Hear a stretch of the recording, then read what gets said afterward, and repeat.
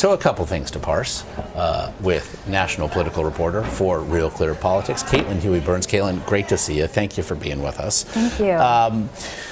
All of this happens after this speech, though. He had given a speech that many felt was, frankly, middle of the road. Could have been really delivered by and large by any mainstream Republican. So just to get us back to how the day began yesterday for Donald Trump, because it certainly ended rather remarkably. What did you think of the policies that he presented as they would appeal to the base? Well, I think the headline coming out of there was his tax policy. He said he would work with House Republicans adopting their policy of a three-tiered system, slightly raising the rates for general income from his previous plan that he released last September. A tip of the cap to Paul Ryan income? Yes, exactly. So if Republicans are looking for some nugget to hang on to, perhaps that could be it. But of course, like most things that Donald Trump does, it was overshadowed by other missteps and of course these defections by Senator Collins and these 50 national security experts and the way that they handle those items. Trump was very dismissive in morning interviews today about those defections, kind of writing them off. And this comes at a time that he is not only struggling to expand his base of support, but he's still working on uniting Republicans. And there's always this talk of, well, here's a new opportunity for him to make inroads. But he's, objectively blown a lot of these opportunities. We saw him pass through that polling bump he got from his own convention. It was interesting, too, that as he sees defections from the GOP base, moderate Republicans running for the hills, we saw him in that speech yesterday as well speak a lot about infrastructure, a key component of Hillary Clinton's apparatus as she has put forth. But it does also speak to, as he has looked, he's promising, to deregulate.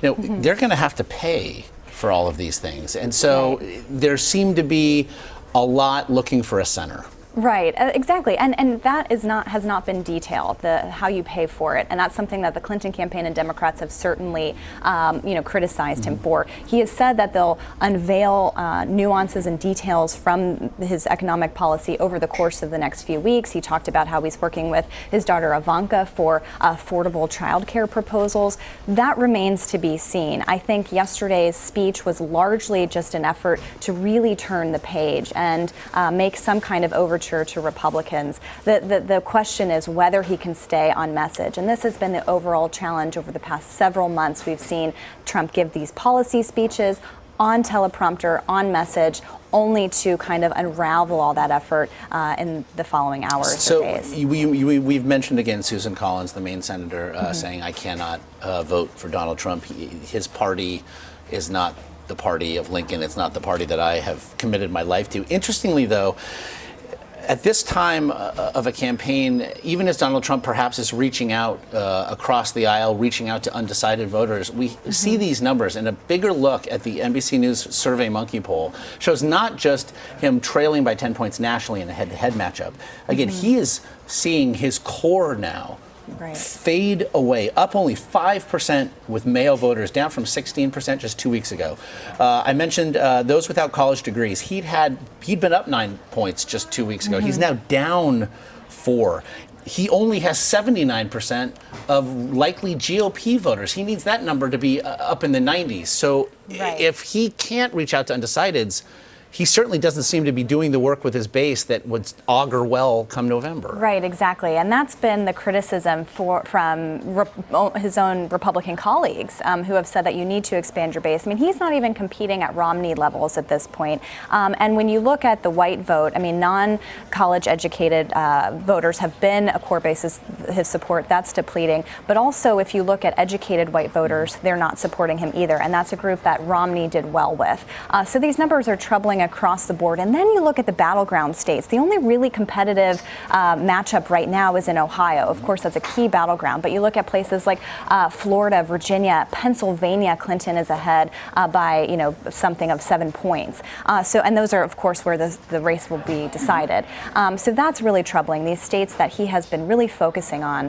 And Maine, he is been campaigning in Maine. Of course, they split the electoral vote there, and he has kind of dismissed Susan Collins and the effect that she could have there, and that's kind of telling of where the campaign is at this point. It's also interesting that all of that happens. You mentioned the idea to stay on message. We get through a day, and yet he sends one tweet last night where he essentially says, and I do want to pull the tweet up so that we have it specifically for our viewers, but essentially attributing, as he so often does, there's an indefinite attribution to many people. Many people are saying that the Iranians killed the scientist who helped the U.S. because of Hillary Clinton's hacked emails, essentially accusing the Democratic nominee of murder by proxy. This is extraordinary, considering what everybody looking to support the man has essentially begged him to do, essentially not this. And this is extraordinary even against the standards of this current campaign, where a lot of what Trump has said, a lot of his tweets, a lot of his stances, a lot of his statements have been kind of normalized in a way.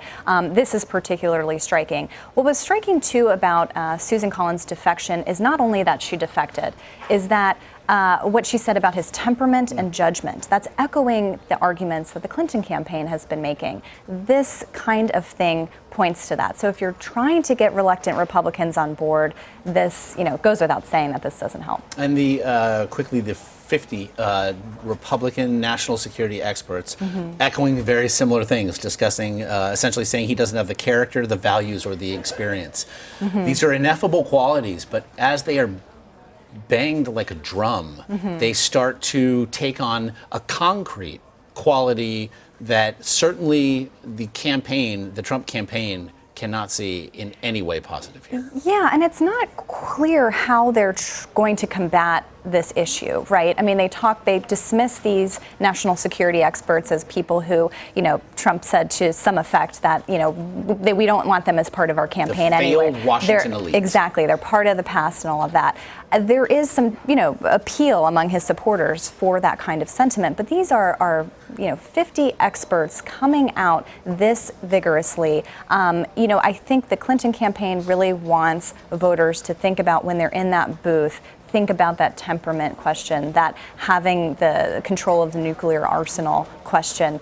This only speaks to that. And we'll see over the next few weeks whether further defections come. What's important now is the timing. We're 90 days away. We've already had the conventions. That was seen as kind of a barometer of where the American public was feeling.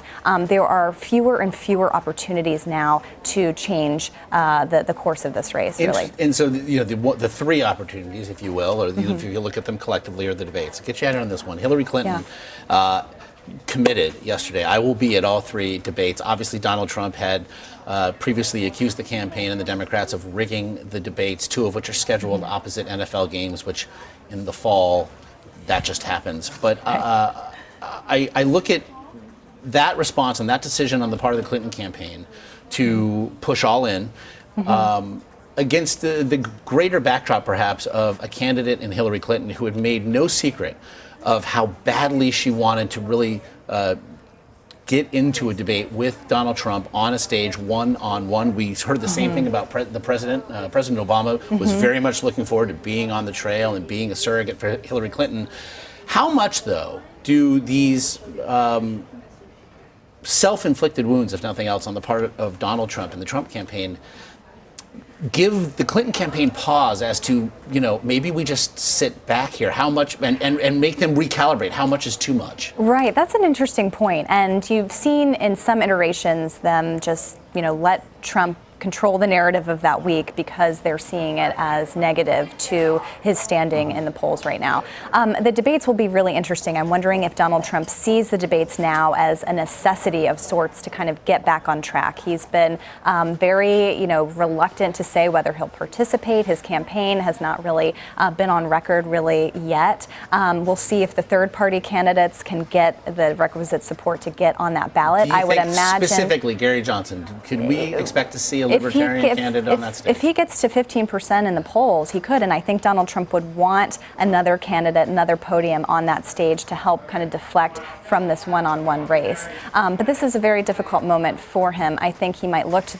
the debates as a time to really really change course. We'll see if he will agree to do that. Indeed, we will. Caitlin Huey Burns, as always, great to have you. We Thank really you. appreciate the insights. Good to see you.